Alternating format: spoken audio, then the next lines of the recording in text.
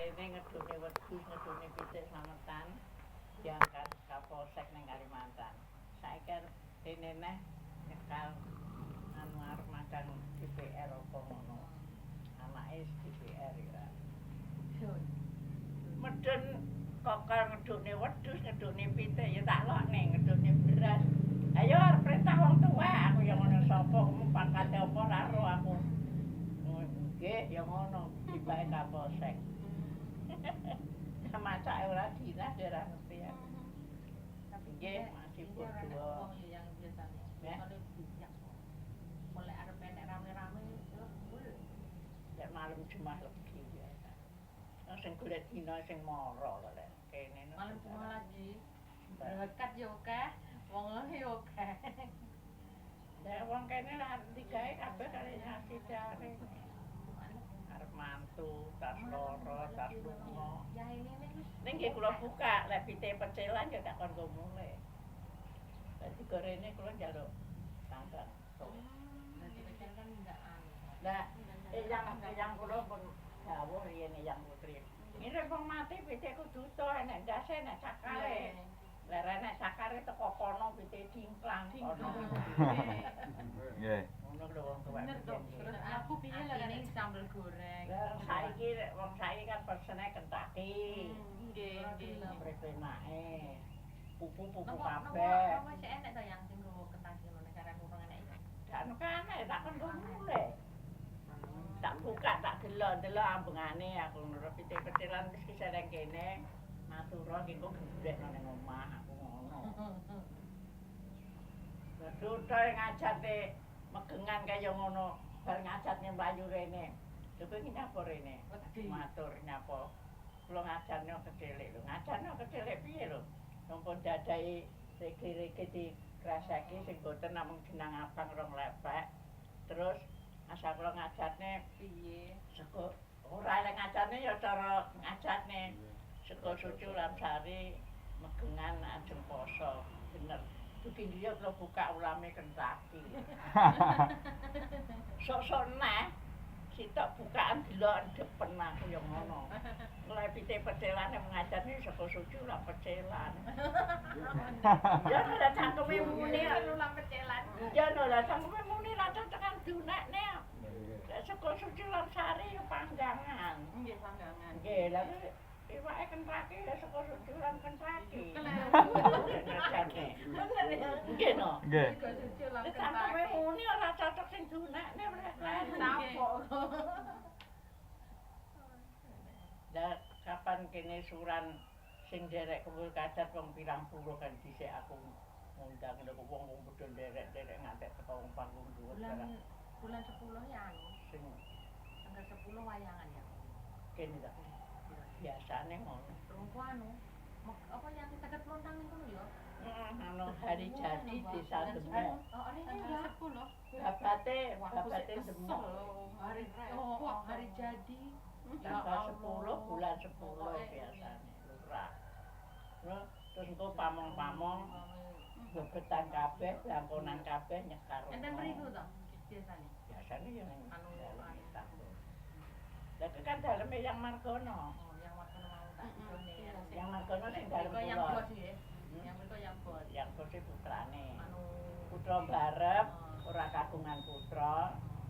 Begitu dituku desa nggih bali desa. Terus sing ngelar daleme yang Margono, anak putu mantu sak adane dak gelem nenggoni diserah di desa. Saiki ya kuwi ditulisi rumah budaya Purbo Kusumo lurah tak Solo. Aja kok jangkar tok ana RM ngarep. Raden Mas. sing kidul Sing kita jane ya ngono lho iki kok megur Hidayat. Tok ana RA Raden Ayu, pun yang Kusumane Ngarum ya wis. Kok jangkar ae lah aku ora kok duwe ra apa-apa. Aku wis bapakku ora turun sing turun kene kan ibuku. Lah ibuku sik RA sik Raden Ayu ning bapakku Raden Mas. nggih bapake Bapakku kok Boyolangu. Sing turun kene ibuku. Jadi aku serang ngangge RA Raden Ayu wisan. Turun kan kok bapak. Mangga densun dhisik nom-noman densun. Oh, Densun. Saiki mangene yang ndek ana densun nah. Ayu dhisik nom-noman. Wah, ayu eyang ya. Itu lah ayu. Ayu menger-menger no. Sampeyan ya ayu. Lanang yo ganteng lho. Heeh. Mbok eleke kaya tungteng yo panggang ganteng wong lanang. Apa nek anake dhewe. Gowang. Hilang gantengnya nek gowang.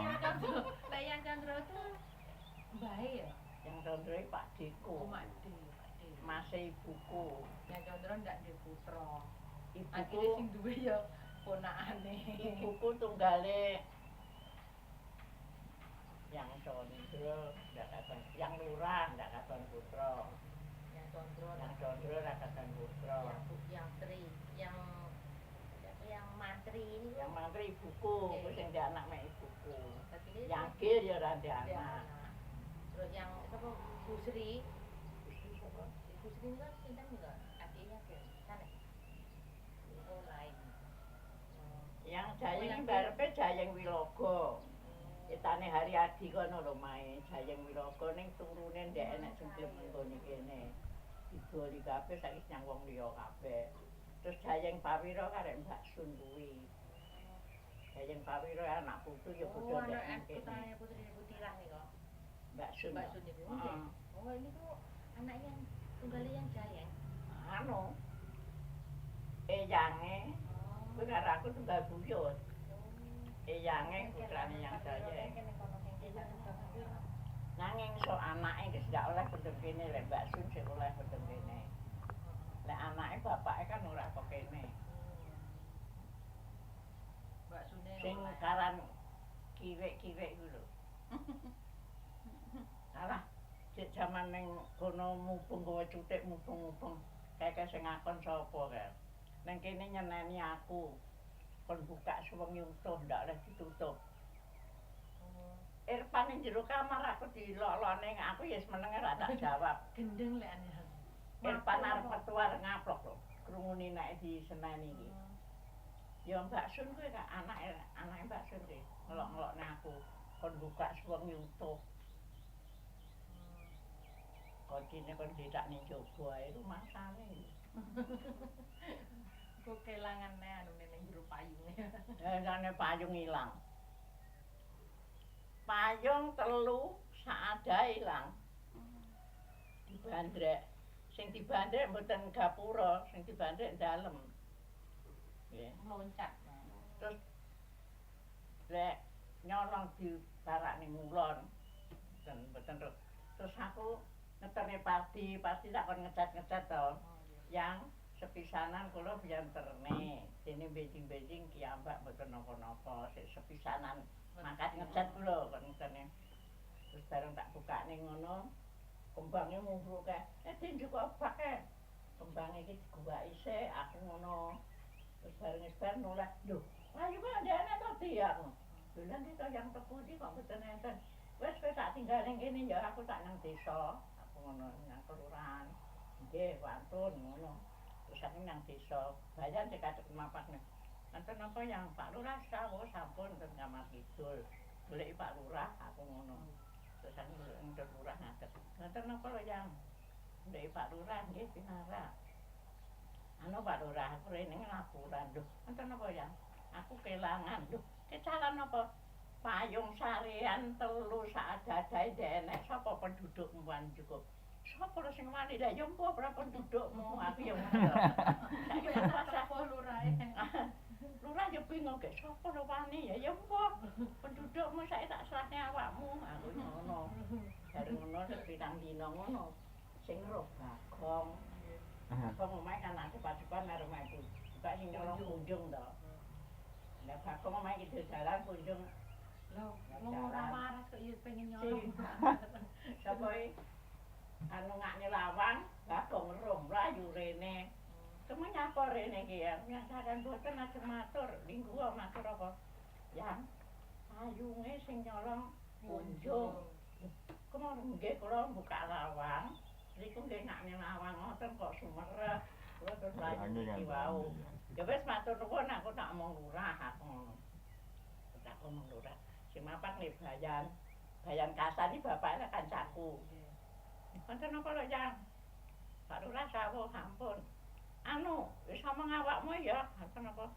Sing nyolong payung punjung saya tak pasahne awakmu tak kon jukuk rono. Bape wonge gila. Bareng ngono si apa Bayan. Kula lek duduk niku mboten wantun, kula tau keplak. Anu, dadine karo tentara niku. Terus bareng ngono, ya wis rapane Ora bener ndak sih. omong lurah nyeluk anu Raden. Kapolsek apa sapa apa anu Koramil lah aku ngono. Tenan gowo tentara loro, terus gayane loro. Ngono. Lah sing cukup tentara kono kan jerawani pula. Terus tak cepaki amplop loro. Ditererene arep bayan, wis saling kene engko dibalekne panjang kalian aku. Iki engko wis no anu anu yang mesun samari pun rojak marung ngono lek mune bayan. Diwae lek karo bayan tak rasane ndak gelem. Ya wis matur nuwun sareng kene ae terus tak kon balekne depan. Kunjunge saiki lek liwat roh aku no Wedi. ya aku nang durungnya dene ngetan balik ngetan. Lek kok kulon ra aku ning durung nang balik. Nyapa aku ya ora nakoni ya ora tak toknya cara Bocah iki ndak Wedi karepe dhewe. Ndak pek lho Mbak bocah iki nyatune. Ya ya ngono to. Lek wong meneh yo ora wani. Ilang tak takoni Mbah Ngali to. Anu yang niki puluke ngilen ngono. Ya bener ta mlakah pagel muron terus digo ngalor mulih nyang omahe. Lah iki kok kunjung duwe. Kek payung lek tuku ke Jawa Tengah sing nggawa payung ke Jawa Tengah mikul mlaku kok. Sampai teko kene. Kok kene kek ora mek trimo luwung tak kongkon lurah. Lurah anu Boyolamu kono. Mangkat numpak mulih mikul payung mlaku. Ke Jawa Tengah kene.